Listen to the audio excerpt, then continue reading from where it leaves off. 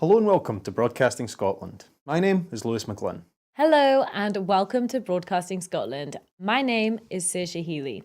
Hello and welcome to Broadcasting Scotland. My name is Donald C. Stewart. Broadcasting Scotland is Scotland's independent broadcaster, providing factual news, reporting on the issues important to the people of Scotland. We are committed to public service broadcasting, and with your support, we will produce even more programmes. Provide opportunities for young people interested in media production and broadcasting, and challenge preconceptions of what Scottish media looks like, amplifying Scotland's voice and reflecting its communities. We can already deliver high-quality live news, and we will create the highest quality programmes for you to enjoy, but we can only do that with your support.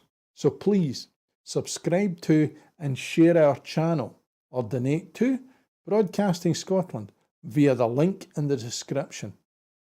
Thank you. Thank you. Thank you.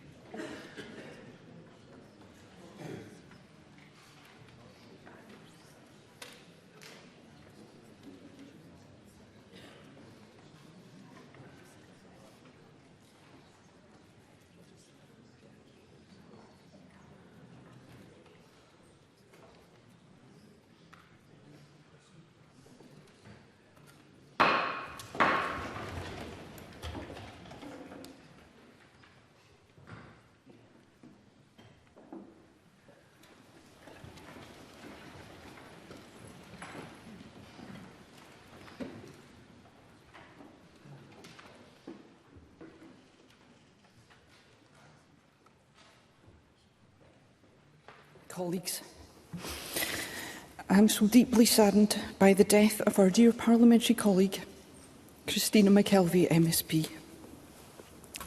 And on behalf of all at the Scottish Parliament, my most sincere condolences to Christina's partner, our friend and colleague Keith Brown, MSP, and to Christina's family and many friends, our entire Parliament, members, staff, all who work in this building, grieve with you. A determined and passionate campaigner for social justice and an engaging parliamentarian, I remember Christina's warm welcome when I arrived as a newly elected MSP in 2011. It meant a lot. Christina served the Parliament as a committee convener and the government as a minister under 3 First Ministers. Christina sponsored the Wear It Pink campaign in Parliament for many years and said how privileged she felt to be able to use her platform as an MSP to boost the work of others. She's expressed her gratitude to all the organisations who provided her with invaluable support as she went through her own treatment for breast cancer. The flags at Holyrood fly at mast today as a mark of respect for Christina. A book of condolence for members to sign will be available after First Minister's questions.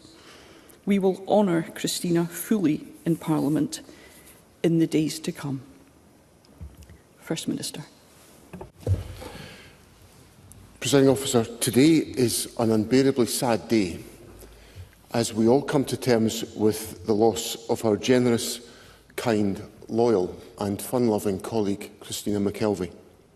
Members across the Chamber all feel that loss, but my party is aching at the news today. Christina was a parliamentarian of the highest motivation and the finest nature. I was proud that she was a member of my government, giving her all to make life better for others, which was always her motivation. She served her constituents, her party and her country with the greatest amount of devotion that was imaginable. And today I express to her partner, my deputy, Keith Brown, one of my dearest friends, and to her sons Jack and Lewis, my profound sympathy at their loss and my gratitude for the benefit of having known such a magnificent woman. Thank you. I invite members to sit with me in a moment of quiet reflection.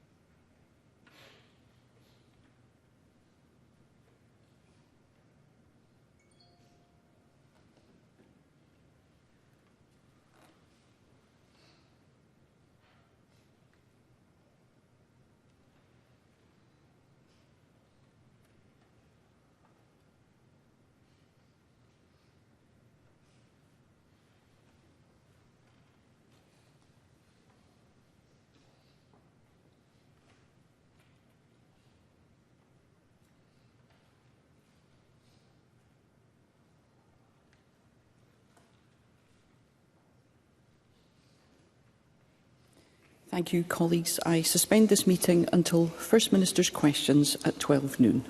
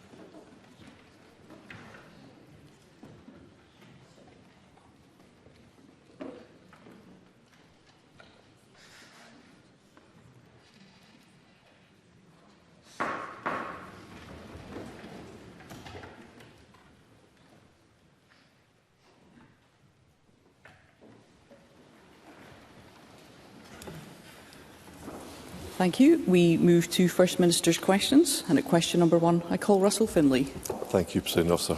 I begin by paying tribute to Christina McKelvey, a respected colleague and a dedicated public servant. And my thoughts and those of my party are with her family, her friends and colleagues. And I know that her passing this morning at the age of 57 will be difficult for many here today. And I note that you have indicated that members will, quite rightly, have an opportunity to pay full tribute to Christina in due course. I intend to ask the First Minister about an Audit Scotland report which was published today and which lays bare serious problems with GP care in Scotland. The report makes explicit multiple recommendations, including 5 that should be completed by the Scottish Government within a year. So will the First Minister guarantee that he will deliver on the report's recommendations? First Minister.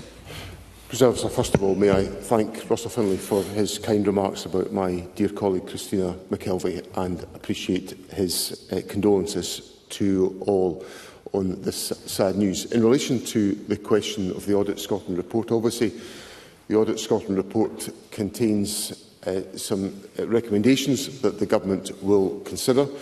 We are taking forward a series of investments to strengthen the access to healthcare within Scotland, and general practice is one of the areas where that access is at its most critical, and the Government's investment through, for example, the Primary Care Improvement Fund and other steps that have been taken to expand the workforce within general practice are part of the practical steps that we're taking to address the issues in the Audit Scotland report.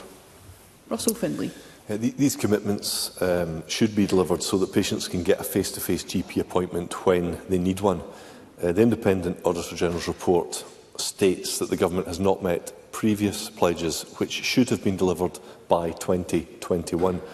And his report calls for, and I quote, a clear delivery plan for general practice by the end of 2025 that includes specific actions, timescales and costs. So can the First Minister confirm that he will bring forward this plan by the end of the year for the benefit of patients across Scotland? First Minister. So, as I set out in my speech on the National Health Service in late January, there are a number of different interventions the Government is going to take to improve access to healthcare services, and right at the heart, as I said in my first answer, will be access to GP services. And the Government has set out our intention to explain the specific interventions that we will make in that respect, and that information will be shared publicly very soon. Now, of course, we start from a high platform here, in the sense that Scotland has the highest number of GPs per head of population in the United Kingdom. We are determined to build on that. We are also determined to expand the workforce within general practice. So, for example, we have employed over 3,500 whole-time equivalent staff in other primary care teams, which are designed to ensure that we boost access to healthcare. And we've also employed an additional 1,300 whole-time equivalent staff to support general practice through health boards. So these issues, which I accept are important about the manner in which we, members of the public, are able to access general practice, are being responded to by the investments that the Government is making. Russell Finlay. Thank you, President Officer. Another publication released today by Healthcare Improvement Scotland details serious concerns at A&E units in Greater Glasgow. These problems are consistent with what's happening at hospital emergency departments across Scotland. The regulator says that it has become routine for ambulances to queue up outside Queen Elizabeth University Hospital and for patients to be treated in corridors. And the HIS report says that patient safety is being, and I quote, seriously compromised. So does the First Minister agree that it's unacceptable, and explain what steps he will take to put patient safety first? First Minister. Patient safety is an absolutely fundamental prerequisite of our healthcare system, and the report from Healthcare Improvement Scotland was designed to address the legitimate concerns raised by representatives of the staff in the emergency departments of NHS Greater Glasgow and Clyde, and I expect the board to implement and address the findings of the Healthcare Improvement Scotland report. And indeed, I'm confident that the board will do so. There has been an entire change of leadership in NHS Greater Glasgow and Clyde, with a new chair, new chief executive, new medical director in place in the board, taking forward, as the chief executive of the Health Board has made clear publicly, at pace and at scale, the reforms necessary. On the wider question, I understand the concern about access to accident and emergency services, but what I would reassure members of the public about is that we have been seeing for some weeks improvements in the performance of A&E units against the 4-hour standard, and that has been improving over a number of weeks as we recover from the significant disruption that was felt as a consequence of the flu outbreak which dominated over the Christmas New Year period and well into January. So I think we are seeing a strengthening position within A&E. And, of course, on the substance of Russell Finlay's question about Healthcare Improvement Scotland, I expect those recommendations to be addressed by the board. So Finlay. Thank you. For its report, Healthcare Improvement Scotland surveyed NHS doctors and nurses working in 3 separate hospitals. And shockingly, the majority of those surveyed said that patients rarely receive care that is either appropriate or timely. And the report makes a number of suggestions to NHS Greater Glasgow and Clyde, but it also makes 4 national recommendations to the Scottish Government. The report advises the Government to define new standards and introduce new guidance to improve the quality and safety of patient care. And these are sensible suggestions that could improve patient experiences and reduce NHS Scotland waiting times. So will John Swinney take the necessary and decisive action to make these changes, and if so, by when? First Minister. These are urgent priorities for me, Presiding Officer, because they get to the heart of what I think is the key issue that is affecting the performance of our healthcare system in a number of respects, which is the ability for us to manage flow within healthcare settings. So if a hospital is at full occupancy, for example, it is difficult for staff in an emergency department to admit individuals into hospitals if the hospital is congested. Now, what we are working to ensure, and then obviously if hospitals are congested because we don't have enough social care provision within the community, then that means that we will have delayed discharges within our hospitals. So there's an integrated link between emergency departments, hospital occupancy and delayed discharge. And I assure Mr Finlay that all 3 of these elements of the flow within the healthcare system are priorities for the Health Secretary and I as we undertake weekly scrutiny of the performance of the health system and the work to reduce waiting times. And it will also be strengthened by the point that Mr Finlay made to me in his first question, which is about strengthening access to general practice, so that at the earliest possible opportunity, individuals with healthcare requirements can get the appropriate treatment and support. And of course there is a wide variety of treatments and support available through pharmacies, through general practice and through other allied health professionals to whom we wish to improve access. Question number 2, Anna Sarwar. Presiding Officer, I'm so sorry at the passing of Christina McKelvey, and I know her pain will be felt most deeply in the SNP, but it will be felt across the Parliament. And my thoughts and the thoughts of the entire Scottish Labour Party are with Keith Brown, Christina's wider family, friends and all her colleagues across this Parliament. She was a dedicated local MSP, and her campaigning on women's health, particularly as she battled breast cancer herself, brought into the public eye many of the issues that are too often ignored. Yes, she was fierce politically at times, but she was also great fun. And across this chamber, and I assure you across all parties, many have lost a friend, and our deepest condolences go to all her family, friends and colleagues at this difficult time. The Chamber will know of my long-standing concerns about the leadership and culture at NHS Greater Glasgow and Clyde, and today's Health Improvement Scotland report into emergency departments across Greater Glasgow is devastating. Corridor care normalised, frontline A&E staff's repeated concerns ignored, worse still, staff bullied and silenced, and patient care compromised, often with devastating consequences. Does John Swinney think this is acceptable? First Minister. First of all, President Officer, may I thank Anna Sarwar for the generous remarks that he has made, and I appreciate the words that he's expressed about our dear colleague. In relation to the Healthcare Improvement Scotland report on Greater Glasgow and Clyde, I don't think that the practice that Mr Salwar recounts is acceptable. That's why Healthcare Improvement Scotland have responded to the concerns that have been expressed by the clinicians. In relation to I acknowledge the sustained questioning that Mr Salwar has led on the leadership of NHS Greater Glasgow and Clyde. As he will know, there is new leadership in place that is addressing and committed to addressing all of these questions that are raised in the report. And indeed, Professor Jan Gardner, the new Chief Executive of NHS Greater Glasgow and Clyde, has indicated publicly the commitment she has to addressing those recommendations with pace and at scale to ensure that the issues are properly addressed. Anna Sarwar. I've been raising concerns for years with successive SNP Health Secretaries and First Ministers, but here we are again. This is just the latest report after 29 doctors raised concerns almost 2 years ago, and it exposes serious issues around the culture of NHS Greater Glasgow and Clyde. But it follows the same pattern. Patient safety compromised, staff ignored, bullied and silenced, and when they blow the whistle, the management deny their claims, intimidate them and attempt a cover-up. Staff describe the working environment as brutal and inhumane. They talk of moral distress or being haunted by some patient experiences leading to harm, and they say it's a constant battle to keep patients and staff safe and that there is no support from management. After years of warnings and hollow claims of lessons learnt, why is this SNP government allowing this rotten and at times fatal culture to continue? First Minister.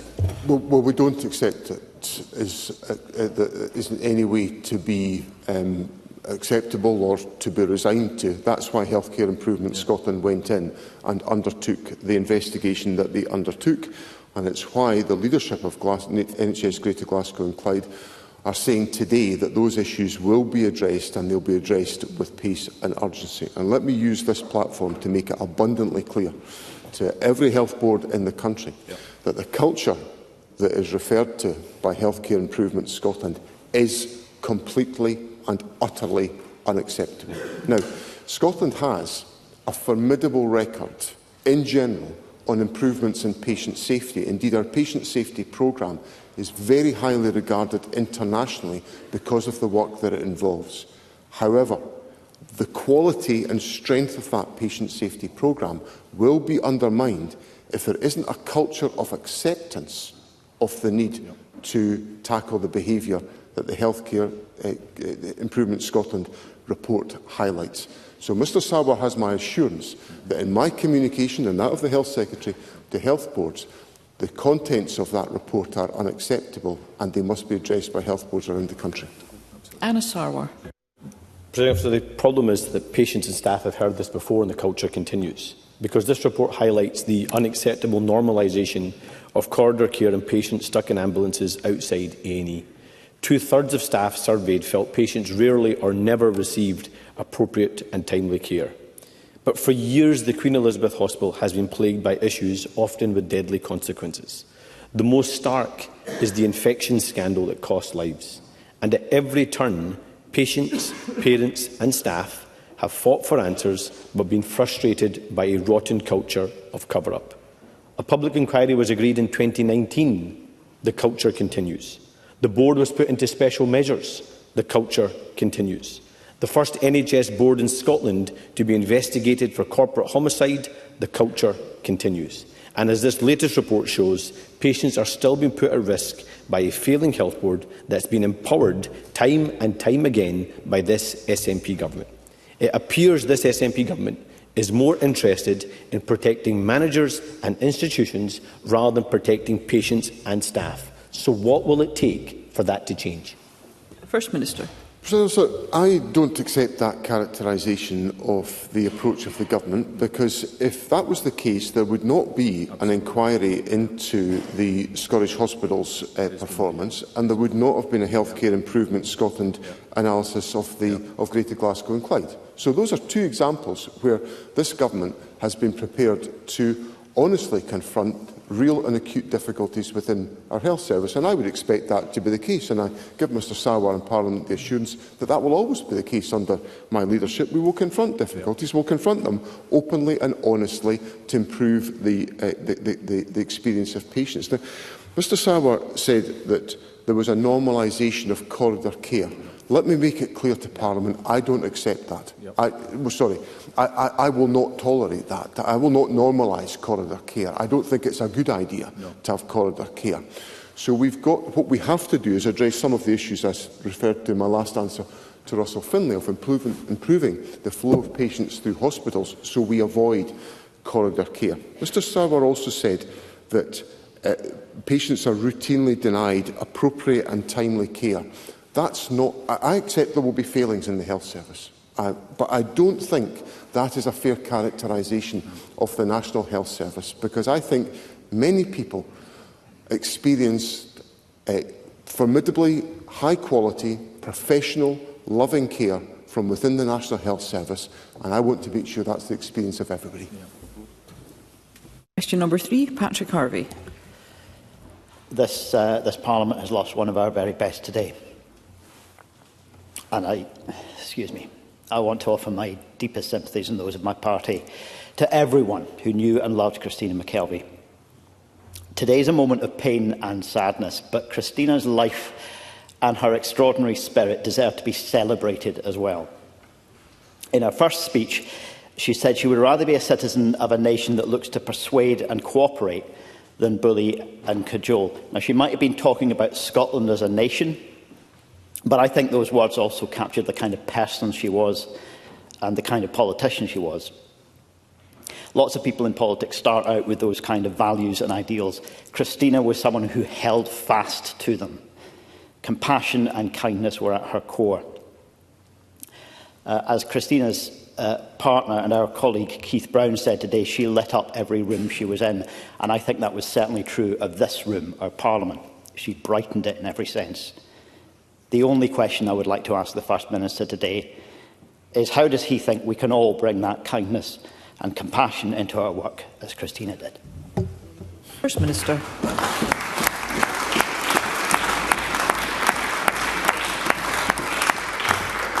I'm very grateful to Patrick Harvey for his kind words and all that he has said about Christina McKelvey, which I entirely endorse. And I think it's at moments like this that some of the conflict that goes on in this Parliament and in politics in general and in the wider political debate is put into sharp relief by the points that Patrick Harvey puts to me today. Now, I am no shrinking violet when it comes to defending my position and promoting the position of the government. So I'm not going to say I'm perfect and everybody else is at fault, because that would just not be the way it is.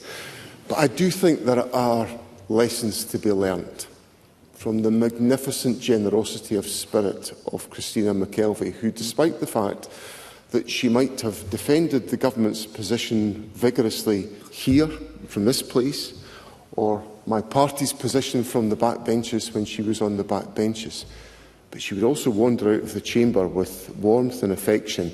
And if anyone was facing a moment of difficulty, the first person at your side would be Christina McKelvey. So perhaps we could all maybe take this moment to rebalance and recalibrate how we act and react in our politics, reminded by the astonishing example of Christina McKelvey. Thank you. Question number 4, Kenneth Gibson.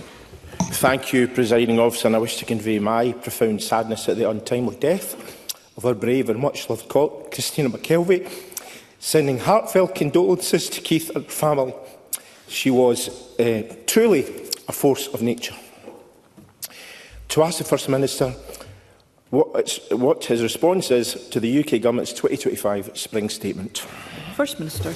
President Officer, the Government is concerned by a number of details within the UK Government's Spring Statement, not least of which the assessment which has emerged from the Department for Work and Pensions, that the measures contained in the Spring Statement are likely to drive 250,000 more people into relative poverty including 50,000 children. Those cuts to welfare have a direct impact on Scotland's budget. The Fraser Vallender Institute has estimated that it will see a block grant adjustment to our budget that removes £455 million in 29-30. Ms Gibson.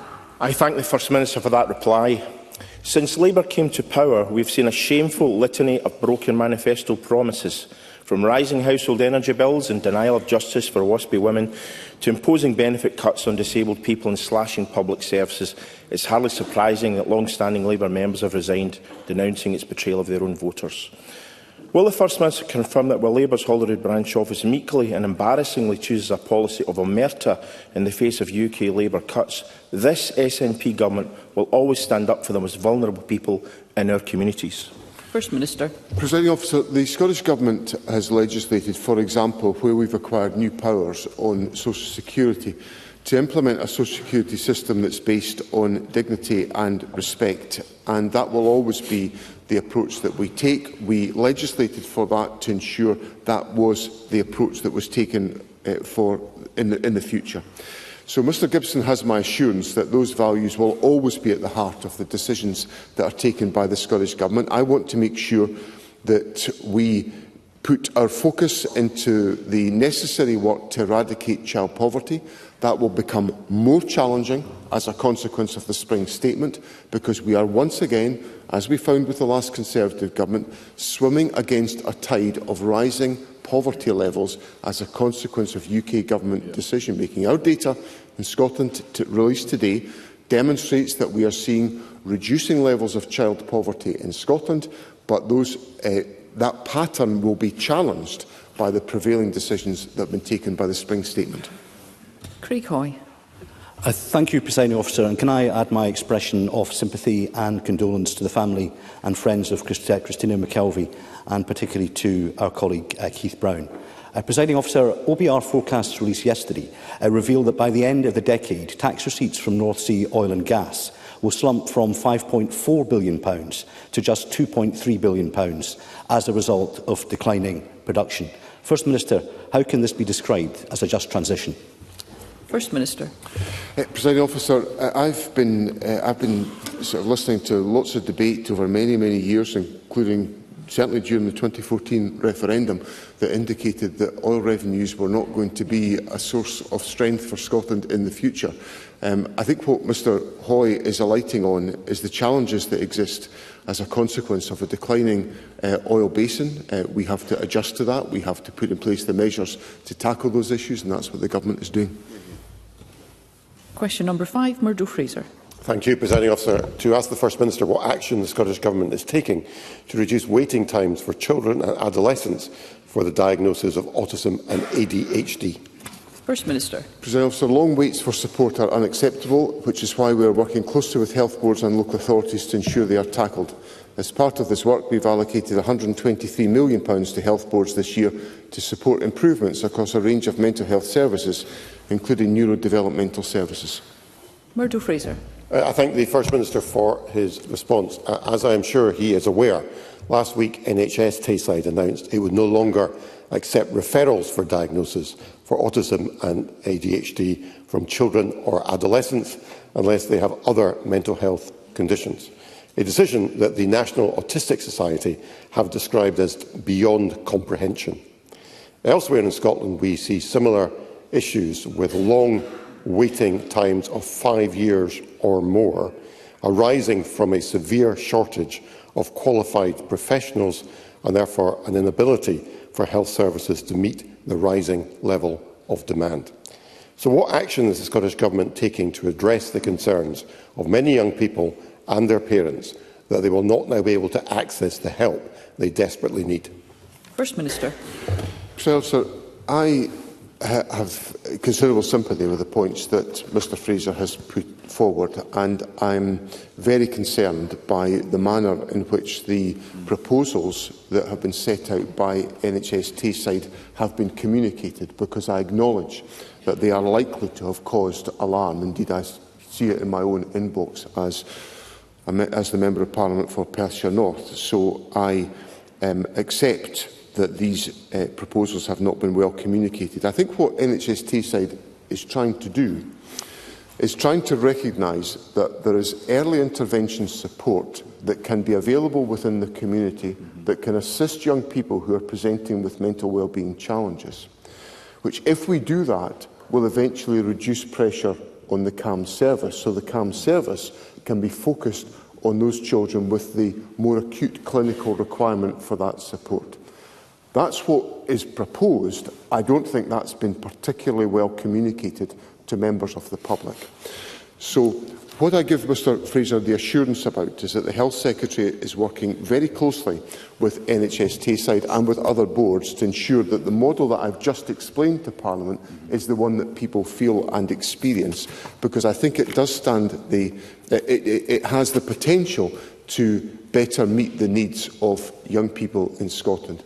And for reassurance, can I say to Mr Fraser and to Parliament that for the first time ever, national performance against the 18-week CAMHS standard has been met, with 90.6% of children and young people starting treatment within 18 weeks of referral. Now, that is progress because we have increased CAMHS staffing levels by 63% in the last decade. But if we are truly to meet the challenging presentations of mental well-being that young people are experiencing today, which I think has been exacerbated by the COVID pandemic and by other factors in our society, we have to put in place the earlier intervention services which were somewhat missing from the NHS Tayside announcement. Stuart McMillan. Thank you, Presiding Officer. This is a difficult day for us all. And my heartfelt condolences to our dear friend and colleague Keith Brown, MSP, and also to Christina's family. First, Presiding Officer and First Minister, I have a constituent whose daughter is awaiting an ADHD assessment. She sees a counsellor once a week in school while awaiting an appointment with a neurodevelopmental service. They've said that they want to wait to see her when she is in primary 7. But even then, there is still a 26-month waiting list. Now, this is unacceptable. So what support can be given to the health services in my Greenock and Inverclyde constituency to help reduce these waiting times?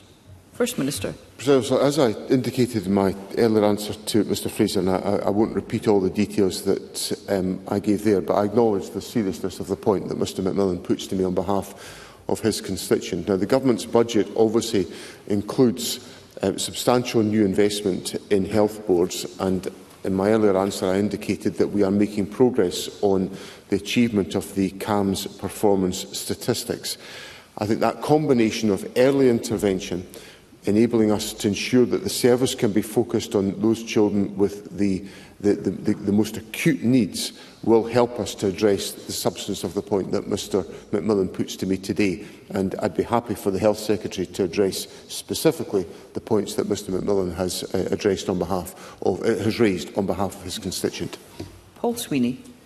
Presiding Officer, may I add my condolences to the family and friends of our colleague Christina McKelvey. She was a kind person and a cheerful and helpful minister who often went out of her way to assist colleagues in resolving many issues that they dealt with in their constituencies.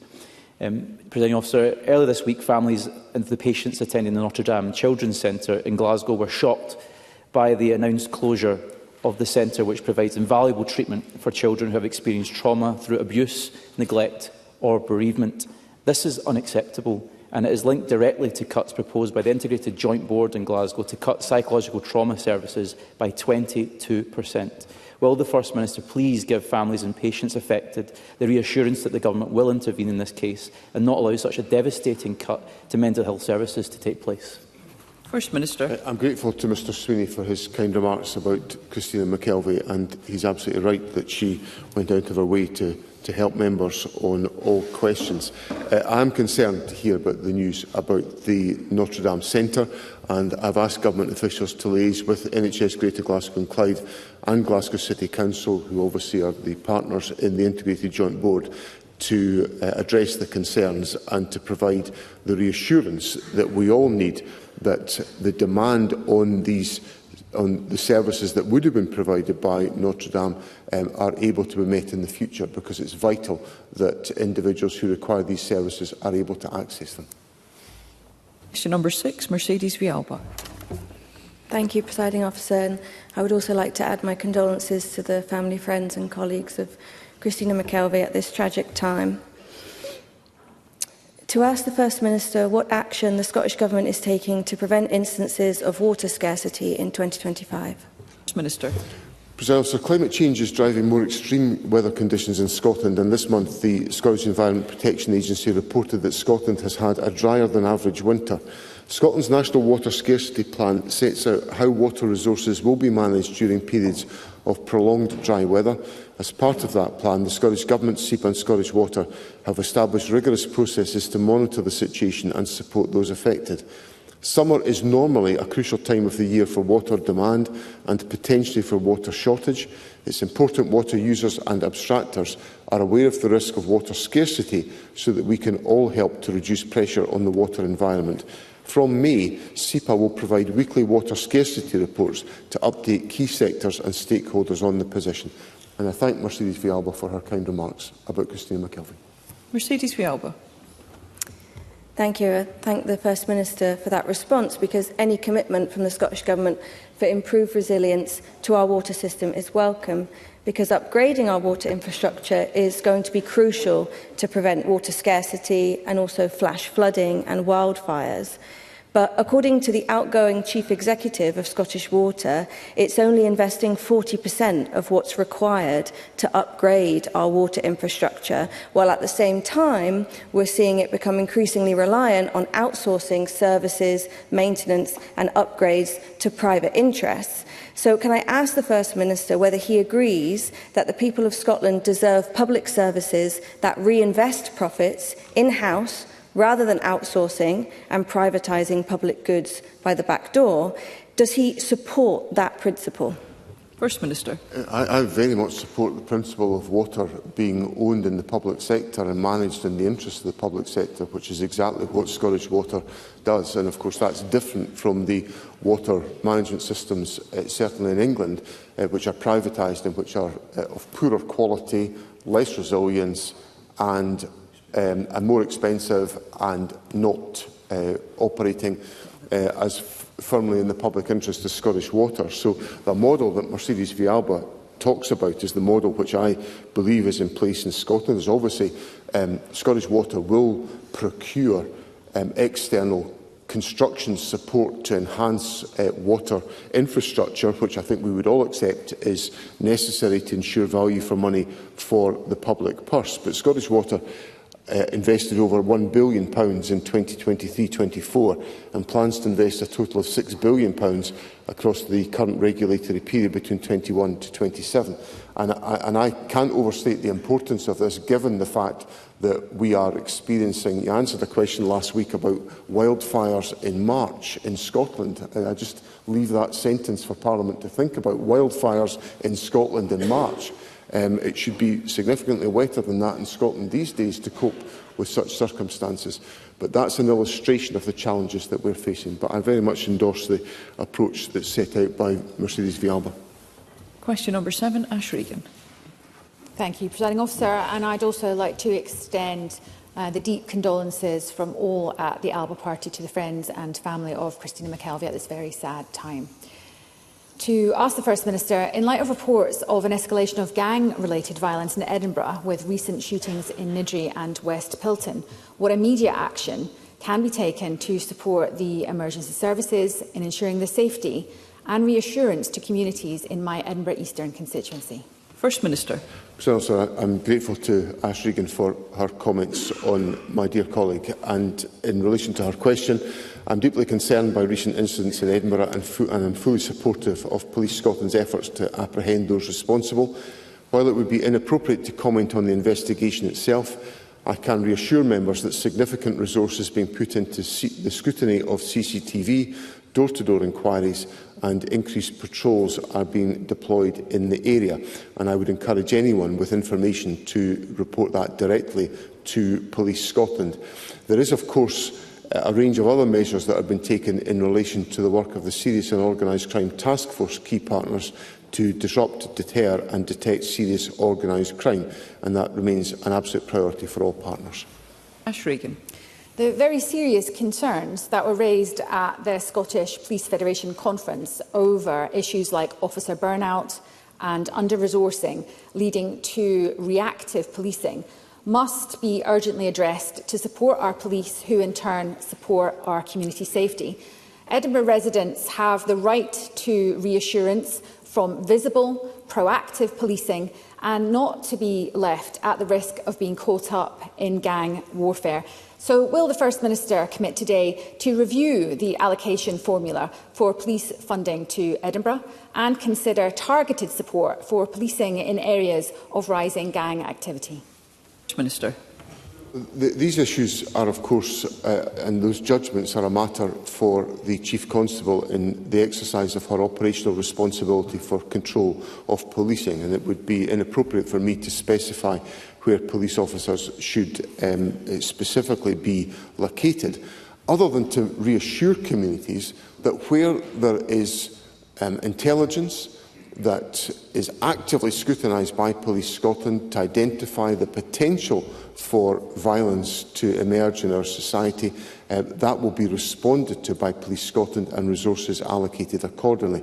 Now, of course, in the budget, the Government has allocated £1.62 billion to support police capacity and capability, which is an increase of £57 million in resource funding to enable our police to be able to undertake the roles that we expect them to undertake. And there is now capital funding in place which is assisting with the renewal of the estate, technology and fleet activities, and also investment in body-worn video camera equipment, which has been rolled out for the first area of the country in the last few days. Whoever. Thank you, Presiding Officer. These events should concentrate the minds of the Scottish Government regarding the ongoing under-resourcing of policing in the capital. 3 years ago, Edinburgh had 120 fewer officers than its population needed, and that by March last year there were 22 fewer than the year before. Can I press the First Minister?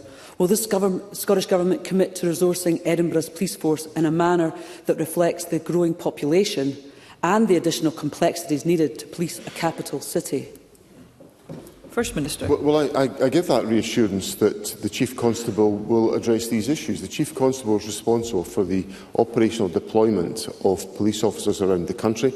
I believe the financial settlement we've put in place for policing is adequate for the challenges that we face in our country, given the fact that we know that recorded crime is down 40% since 2006-07. And there has been a 54% fall in attempted murder and serious assault. So we have, comparatively speaking, lower levels of crime in our society, but we continue to invest in policing, and I know the Chief Constable will be very attentive to the deployment of resources effectively around the country to meet the needs of communities facing challenges. We move to constituency and general supplementaries. I call Bob Doris. Thank you, Presiding Officer. Can I also offer my heartfelt condolences to Keith, to Jack and to Lewis on the sad and untimely passing of our friend and colleague Christina McKelvey. First Minister, you mentioned the Notre Dame Centre earlier in my constituency. They have supported young people and families with complex trauma right across Glasgow since 1931, and they now face imminent closure. It follows NHS Greater Glasgow and Clyde and partners pooling funding despite an outstanding record, meeting all required outcomes and with no concerns having previously raised. This appalling decision has created great anxiety and uncertainty for 100 children and their families currently being supported and those on waiting lists. This is no strategic redesign of service. That would surely have involved working with Notre Dame, not blindsiding them, and the decision must be reversed. Will the First Minister urgently meet with myself and the Notre Dame Centre to hear of our deep concerns, and will the Scottish Government, as I have done, raise their concerns directly with NHS Greater Glasgow and Clyde and partners? First Minister. Those concerns have been raised with NHS Greater Glasgow and Clyde and with the City Council, but I would of course be very happy to meet with Mr Doris on these questions. I understand his long-standing connection with the Notre Dame Centre and his appreciation of their work, and I'd be happy to meet with him and with the Centre to hear the concerns that have been raised in Parliament today. Thank you. Jackson Carlo. Thank you. Presiding Officer, I've been appalled in the last few weeks at an unprecedented series of attacks, sectarian attacks targeted on St Joseph's Primary School in Busby in my Eastwood constituency. The buildings have been sprayed with offensive and sectarian discriminatory graffiti. The outdoor play area was set on fire, and there was a further arson attack on a children's area just this last weekend. The school community have been left stupefied and naturally distressed, but I do want to pay tribute to Police Scotland and East Renfrewshire Council for the decisive way in which they have intervened to seek to make the community feel safe. Just earlier this month, St Joseph's received a glowing report from Education Scotland for the exemplary standard of education the school is showing. First Minister, today of all days, when all of us here are reminded that we live, learn, work and play together, will the First Minister join me in offering a show of solidarity to the community in St Joseph's and make clear that here in Scotland, faith will not be used as a force for division, but that together all faiths and those of none must work and come together in order to create the community in which we all want Scotland to live. First Minister.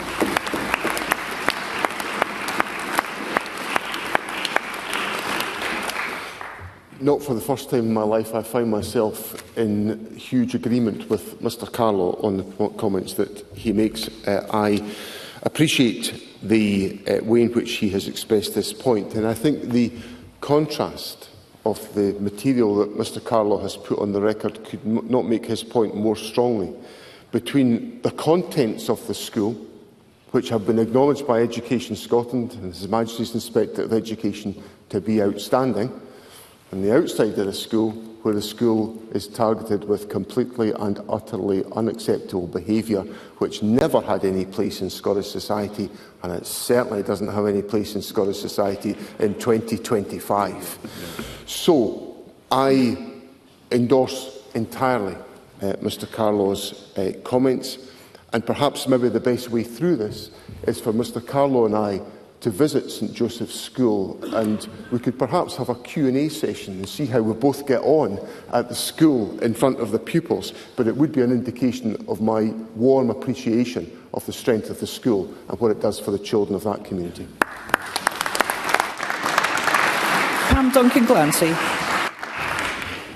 Thank you, Presiding Officer, and I'd like to start by saying today thank you to Christina McKelvey for the warmth and kindness that she showed me as a newbie in this Parliament in the early days of myself in this place. I'll be forever grateful for her kindness and warmth, and I'd like to add my condolences to that of others, to Keith Brown, to Christina and to all those who loved her. Presiding Officer, Glasgow's Integration Joint Board is planning to axe its supported living service. It's used by nearly 40 people across the city, including people living with dementia, as part of efforts to plug the £42.5 million funding gap. The decision will reportedly save £2.8 million, but staff have warned that mainstream provision simply won't meet the complex needs of those affected. One woman said she will no longer be able to live the life she has now if the support is taken away. So can I ask the First Minister, will he step in and help protect this vital service to ensure that those who rely on it are not abandoned? First Minister. So in the recent budget that Parliament passed, the Government did two things which I think potentially helped to address the issues that Pam Duncan-Glancy put to me. Firstly, we increased the NHS budget, or the health and social care budget, I should say, to over £21 billion to ensure that there was an uplift that would enable investment in local services.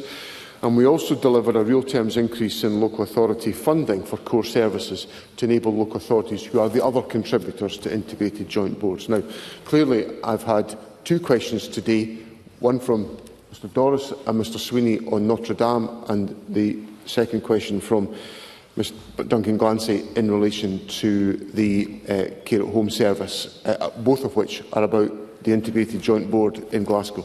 So I think there will be a need for a wider conversation between the Government and the integrated joint board to address these concerns that have been properly put to me by members today. And Oliver Mundell. Thank you, Presiding Officer, and can I associate myself with all of the tributes that have been made to Christina McKelvey. I know how deeply she'll be missed, and my thoughts and prayers are with Keith Brown and her whole family.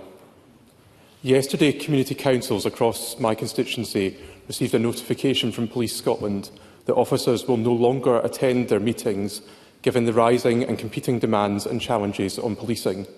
This move will negatively impact local democracy, and worryingly this decision has been taken without any community consultation.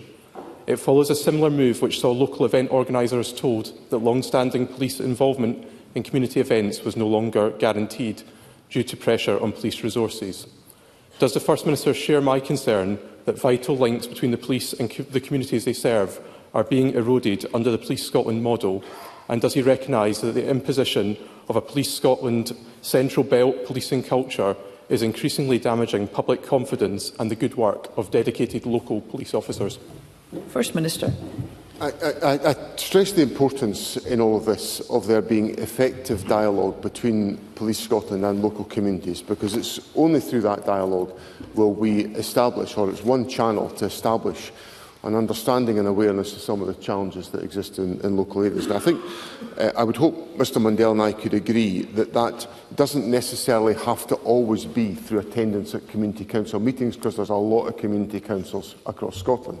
But what there has to be is there has to be good, engaged local dialogue, which I know will take place with the local authority in Dumfries and Galloway, but which has to be satisfactory in making sure there is an awareness amongst Police Scotland about the issues and aspirations that will exist in local areas. But I will seek the view of the Chief Constable on this point and write to Mr Mundell with further details.